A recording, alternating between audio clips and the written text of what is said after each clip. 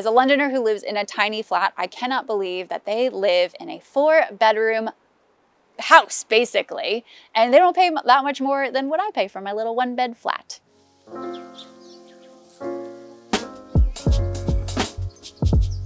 Welcome to London Unlocked, where we take a peek inside Londoners' homes to see what it's actually like to live in this city. We're here in Streatham today to see Myronda and Angelo's 4-bedroom bungalow house. But first, let me tell you a little bit about the area. Streatham is an area in South London, about 5 miles south of Charing Cross, which is the center of London. And the area is part of both the Lambeth and Wandsworth boroughs. The first supermarket ever in the UK was opened here in 1951, called the Express Dairies Premier. And in 1955, the first Waitrose was opened here as well. Unfortunately, Streatham has had its ups and downs. Back in 2002, the BBC voted Streatham's High Street as the worst high street in Britain because of the traffic congestion and a few other reasons.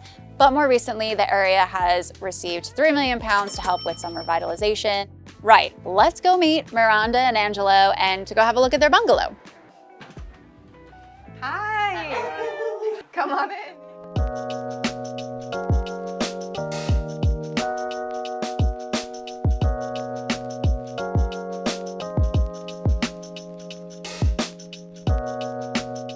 Hi, my name's Angelo. I'm a senior designer for an online travel company. Hi, I'm Myronda. I work in marketing. I'm working remotely for my company back in the US in Seattle. We moved to London the beginning of December 2020, right before lockdown. So what we pay for rent is we're on a 36-month lease. In the first 6 months we're at $1,750. Yeah. Then it increased to $1,900 for the duration of the lease. We felt really good about considering it was listed at like 21. Those 6 months at the lesser rate helped us afford buying furnishings. That was part of the reason our landlord negotiated that for us, because she knew that we were coming here with nothing and that it would be a big cost for us to move into an unfurnished house. Perfect, you answered my next question. Did the place come fully furnished? It did not. Basically, the whole house comes off of this long hallway. So over here is our living room. And that connects through these French doors to what we're using as a dining room. They had one of these marked as a bedroom, so you could shut these doors and make one into a bedroom, but we didn't need that many bedrooms. So we're really excited for our yellow couch. From Maid, we waited, almost 3-4 months for it. And so in the meantime, before the couch arrived, we were literally sitting on bean bags on the floor like college students. Our dining room, and I have a little work nook set up over here. This room gets a lot of light, so it's a nice place to work, nice and quiet. And then I set up a little bar cart over here, which I always wanted a bar cart and never had space for, but we do here. So where we live is in a detached bungalow. We don't have any shared walls, nobody above, below, to the sides. It's its own little house, which we had no idea that these even existed in London. A couple of our friends have said that it might be post-war bomb fill because these were built in the 40s. They're really cute and tiny and homey, so we feel really fortunate to have one and live in such a unique place.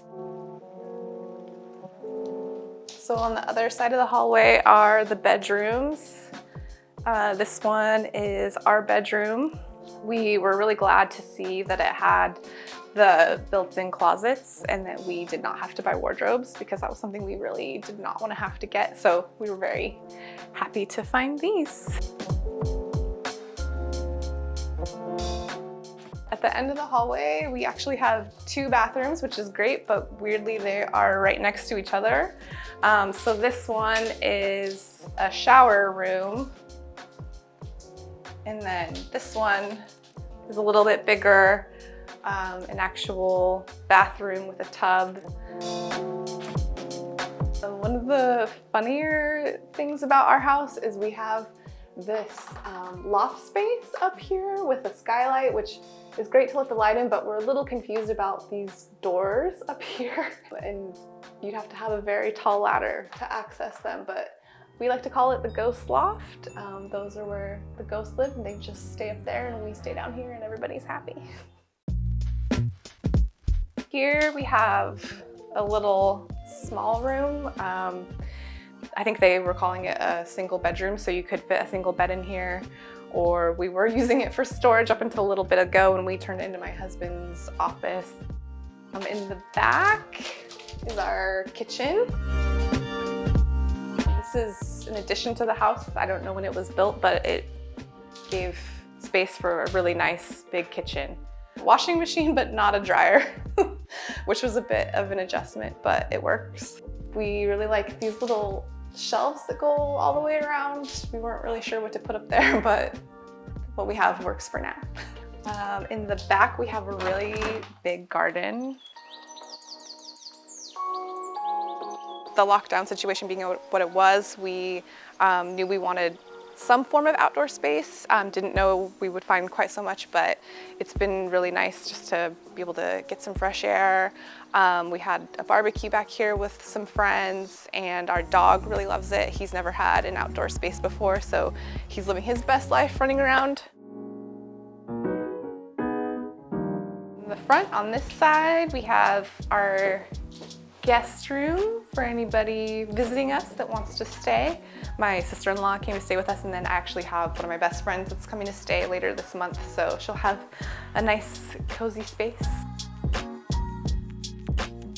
We live in South London.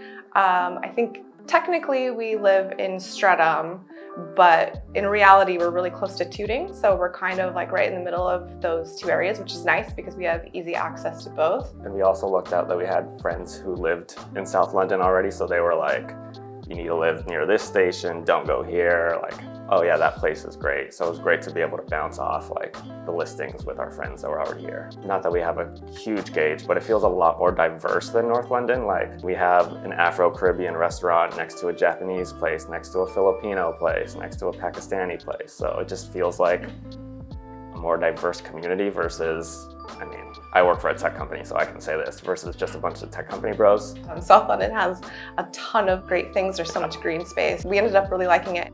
If you enjoyed this video and would like to see other homes in London, then click on the box that's popping up, one of them around me, to watch the rest of the London Unlocked series. What are you doing today? Doing a house tour. This is great. Yeah. Oh, I thought we were done. Good? perfect.